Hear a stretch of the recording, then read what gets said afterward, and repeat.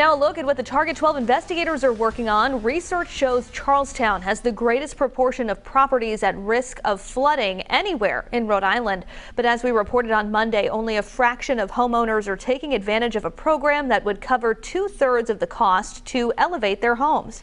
And Target 12 investigator Tolly Taylor joins us now. And Tolly, this all started after Superstorm Sandy hit Rhode Island in 2012, right? Yes, Shannon. After Sandy, Congress approved funding to protect homes against future storms and rising sea levels.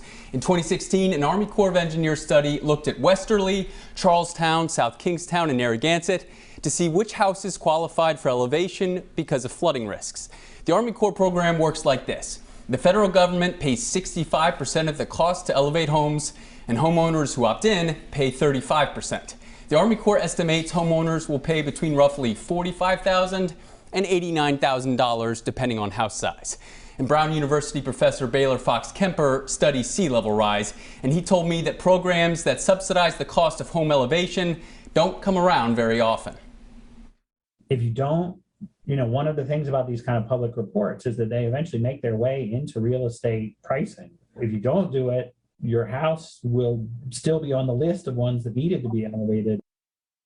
But somewhat surprisingly, you found that not many South County residents are actually taking advantage of this program. Yeah, that's right. With construction beginning in the next year, only 30% of homeowners across the 4 towns are proceeding with the design stage, and that's out of 247 eligible homes. It's especially concerning in Charlestown, which, as you said, Kim, has the greatest proportion of properties at risk of flooding statewide.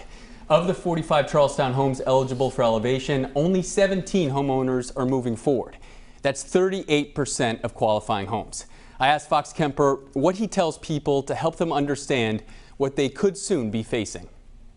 This is changing under their feet. So the fact that it hasn't happened in their lifetime yet doesn't mean it won't happen in their kids' lifetime. The same flood that used to be a 1 in 100-year flood will be a 1 in 25-year flood or a every year flood by the end of the century. Wow, that's a real message of caution there. And if you're interested in Tolly's full report, Losing Ground, you can find it on WPRI.com. Tolly, thank you for joining us. Thanks for having me.